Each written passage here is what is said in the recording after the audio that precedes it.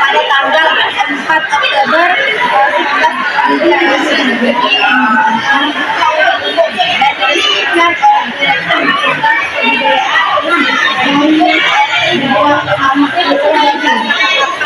menjadi unit pelaksanaan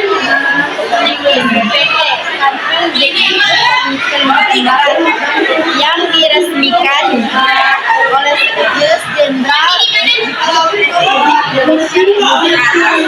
Januari berubah menjadi PT Direktorat Jenderal Kebudayaan RI.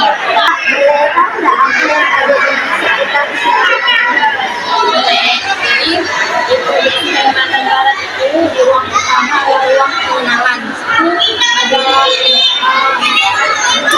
Kalimantan Barat dapat lakukan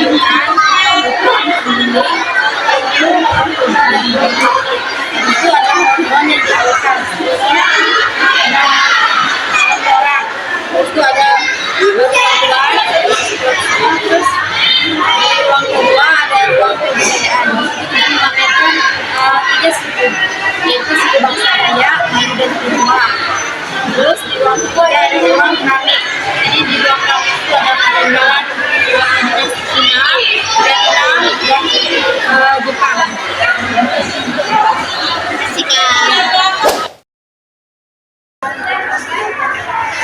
Yang ketiga ada nekara. Nekara dibuat dari batu baga sebagai bahan utama yang dicampur dengan timah hitam dan timah putih sehingga menghasilkan bahan yang lebih kuat, disebut perunggu. Nekara dibuat dengan menggunakan teknik cetakan. Nekara dibuat dari lilin sehingga ia sering disebut cetakan hilang. Nekara ditemukan oleh 3 orang petani pada tahun 1991 di situs Bukit Selindung, Pemangkat, Kabupaten Sambas. Ini saya berada di kamera Kanipani, Kalimantan Barat. Kanipani, Kalimantan Barat sangat banyak ditemukan dia bahkan tersebar di pelosok pedalaman.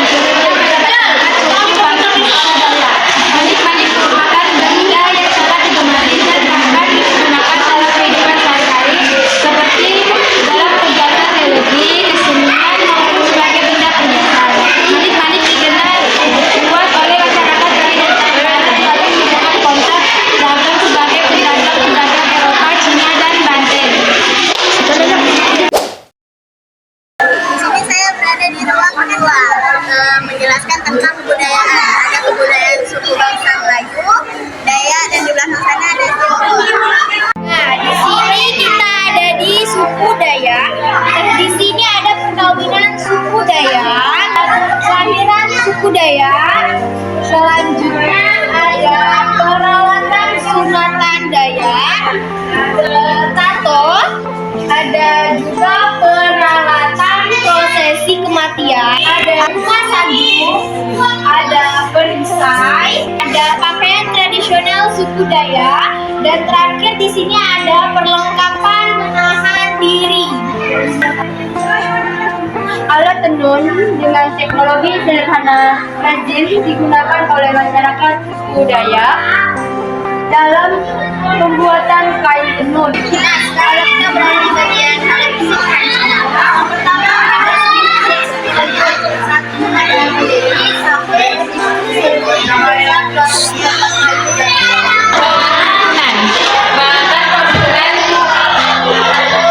Pengobatan tradisional masyarakat suku Dayak Kalimantan Barat dikenal dengan cara pengobatan kumpul kulit. Di sini ada kelahiran, dan di sini ada perlengkapan ketahanan Melayu, dan di sini ada perjalanan dan perlengkapan, ada perlengkapan prosesi kematian. di sini musik ada juga atau tahan dan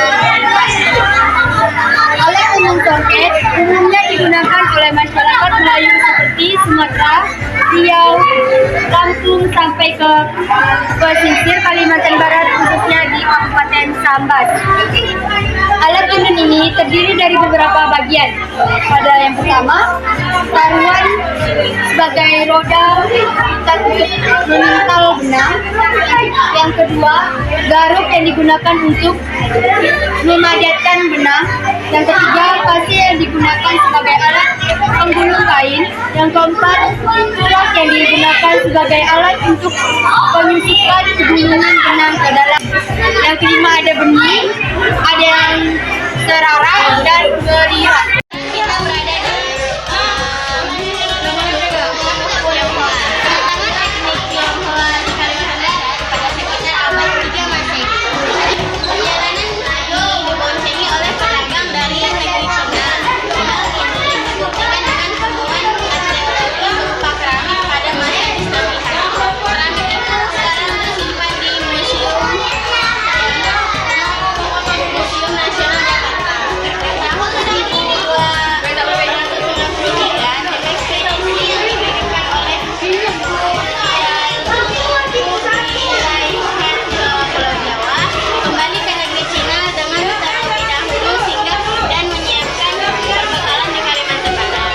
Berselang sepanjang 75 tahun, kemudian Panglima Dengke datang kembali sebagai sultan dari Kaisan dari Iran ini.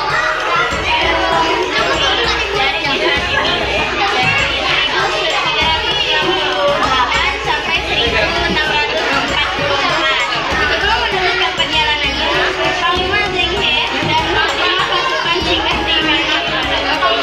Kedatangan mereka selain menjadi Kalimantan Barat sebagai daerah pencegahan juga bertujuan untuk menjalin hubungan dagangan dan memperluas daerah kekuasaan. Saya berada di pameran Kalimantan Barat. Perkembangan keramik di Kalimantan Barat, penyebaran keramik Asim di Kalimantan Barat berawal dari abad ke-10 melalui hubungan dagangan maritim dengan negeri Cina. Sebelumnya penyebaran keramik telah dirintis oleh beberapa kerajaan Indonesia, mulai dari abad ke-13 hingga abad ke-14. Perdagangan besar keramik Cina kemudian Vietnam, Thailand, Jepang, dan Persia.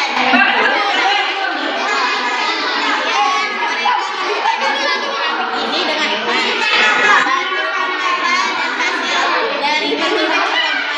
Para imigran Cina yang datang ke daerah ini juga melakukan perdagangan serupa. Mereka juga membawa barang-barang keramik dari negeri asing untuk bekerja sendiri. Saya sekarang berada yang di daerah ini. Secara luas meninggalkan sejumlah barang-barang keramik buatan Belanda dan Inggris yang sebelumnya mereka gunakan sebagai perabot rumah.